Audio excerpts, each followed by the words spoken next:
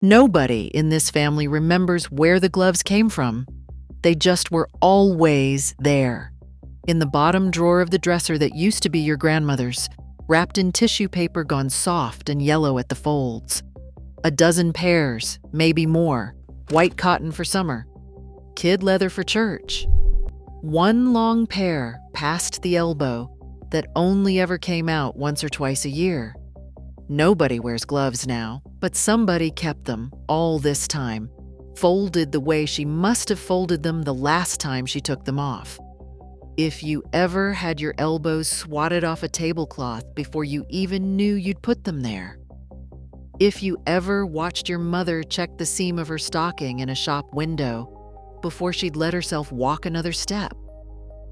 If a woman in your family still, to this day, will not sit down to eat until every guest has a full plate, this is for you. You are part of a small and shrinking club. Nobody sent you a card when you joined it. You just noticed one day that you were the only one left who remembered the rule. This isn't a list of what women weren't allowed to do. That's a different, angrier film, and it isn't this one. This is a list of a language. A whole choreography of small gestures that let a woman walk into any room in America and know exactly where to put her hands. We traded it for something looser and freer, and mostly that trade was worth making. But there was a music in it too. And the last entry on this list is the one that will ache the most, so stay for that one. That was just what a lady did. You'll hear that line again before we're through, and by the end it will mean something different than it does right now. Number 15, leaving a card. Before the telephone made itself the center of every house, a woman paid a call by walking to a friend's door. And if her friend wasn't home, she didn't simply leave. She left a card, stiff little rectangle of paper with her name engraved across it. And if she'd come in person, rather than sending it by a servant, she turned down one corner. That folded corner said, without a word, "I stood on this step myself." Etiquette writers of the era were still solemnly explaining the custom, even as it was quietly dying underneath them. Nothing replaced it. The gesture just stopped being necessary once you could dial 7 digits and hear a voice. Number 14, the gloves. Not costume gloves, not gloves for special occasions only. Gloves for the sidewalk, for church, for a restaurant, for the theater, for standing at a bus stop in July. You pulled them on finger by finger, smoothing each one so there wasn't a wrinkle at the tip, and you didn't take them off again until you sat down to eat or picked up a hand of cards or lit a cigarette, tucking the fingers into the cuff so the leather wouldn't scorch.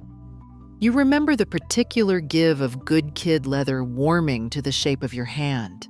Now a woman's hands are simply bare, everywhere, all the time. And it has been so long since anyone thought twice about that the rule sounds almost invented. Number 13, hats never went out alone. One fashion writer of the day put it as plainly as it could be put: gloves can be worn with a hat, but a hat can never be worn without gloves. So the two live together in every closet, hat pin and glove box side by side, and a woman getting ready for church or a luncheon dressed in a fixed order, the way you would never forget to put shoes on before you left the house. That order is simply gone now. Nothing sits in its place. A woman's head is bare, her hands are bare, and the pairing that used to be as automatic as breathing is not a pairing anymore because half of it disappeared. Number 12, the seam. Stockings in those years were knit flat and sewn up the back, and a crooked seam was the kind of small disaster that could ruin an afternoon. You remember the ritual of it, rolling the stocking down into a soft ring and gathering it in your fingers before you slid your toes in, unrolling it slowly up the leg, and then the last check, always the last check, turning sideways to a shop window or a hallway mirror to make sure the line ran true. Women bought a dozen pairs of nylons a year on average and thought nothing of spending a week's grocery money on it because bare, seamless legs simply weren't done. Now the seam, the check, the whole tiny performance of it is gone. Nobody looks twice at the back of anyone's leg. Number 11, the girdle. Underneath the dress, underneath the slip, a firm elastic garment holding everything in, and, just as often, holding the stockings up by their garters, because pantyhose hadn't been invented yet and wouldn't be for years. You wore it from the time you were a young teenager until you didn't wear much of anything at all, and by 5 o'clock in the afternoon, you felt every hook of it. Nobody complained out loud. It was simply what went on underneath the dress, the way a slip went on, the way stockings went on. Now nothing goes on. The whole architecture underneath a woman's clothes has been quietly dismantled piece by piece, and mostly nobody misses it, and that's fine. And it's still strange to think an entire daily ritual just isn't there anymore. Number 10, home economics. Down one hallway of every high school, girls filed into a room with a sewing machine at every station and a stove along one wall, and learned to hem a skirt, balance a household budget, get an egg to come out 3 different ways because nobody could say for certain how a future husband might like his breakfast. Down the other hallway, the boys were in shop, the smell of sawdust instead of flour. It was sex segregated by law of custom rather than paper, girls in one room and boys in the other, and it stayed that way for years before anything changed it.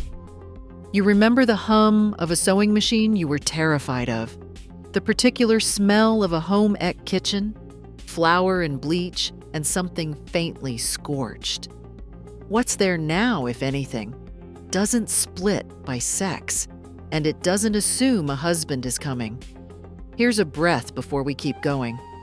Somewhere in a box in an attic, there's still a report card with a grade in home ec on it, right next to English and arithmetic, as serious a subject as any other. Sit with that a moment, then we'll go on. Number 9, charm school. On 5th Avenue in New York, girls rode the commuter train in on summer mornings, dressed exactly right, stockings, heels, a dress, white gloves, and spent the day learning how to sit down without a sound, how to carry a teacup, how to stand as if a string ran up through the crown of the head. John Robert Powers built a whole institution on the word charm and wrote that poor posture was a woman's greatest enemy, worse than any flaw in her face. You remember maybe your own mother's voice from another room, correcting your shoulders without even looking up from what she was doing. No school teaches that now. Posture is just posture, good or bad, and nobody built an institution around fixing it. Number 8, the chaperone. At the edge of every school dance, every young people's social, stood some older woman, an aunt, a teacher, someone's mother, watching without seeming to watch. Her presence was the whole point. It meant a girl's evening had a boundary drawn around it by someone other than herself, and everyone understood the boundary, and mostly didn't resent it. Now nobody stands at the edge of the room. A young woman's evening is entirely her own, for better and for worse. And there is no older woman by the punch bowl keeping half an eye on things. Number 7, the debutante presentation. Somewhere, a white dress was pressed and hung and waited for, and a girl practiced a curtsy for months in her own living room until her mother finally nodded and said that was the one. The presentation itself, the walk, the bow, the recognition of a young woman formally, publicly stepping into the world, was a whole evening built around a single practiced gesture. There is no equivalent day now. No dress, no curtsy, no evening that marks, in front of everyone who matters, that a girl has become something new. Number 6, never calling him first. The phone sat in the front hall or the kitchen, sometimes on a party line shared with 3 other households, and a young woman waited for it to ring, rather than lifting the receiver herself. That was just what a lady did. The waiting had its own particular ache, the phone visible from the kitchen table all evening, silent, and you not allowed to be the one to end the silence. Now, nobody waits for anything. A text goes out the second it's thought, to anyone, at the hour, and the entire ritual of waiting has simply evaporated. Number 5, the thank you note.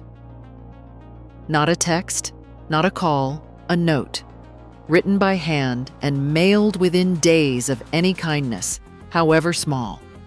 You remember the particular taste of the envelope flap, the specific weight of good paper under a pen.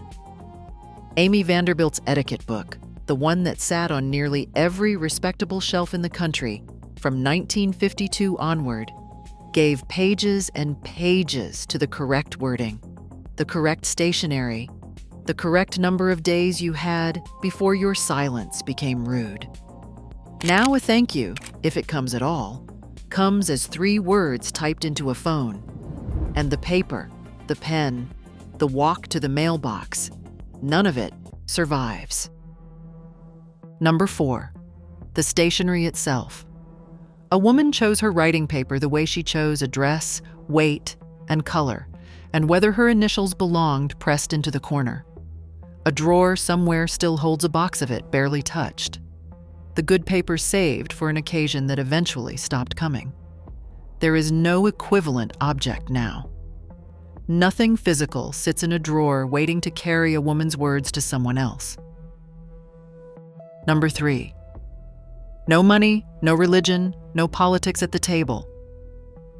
One look down the length of the tablecloth was enough to end a subject before it began.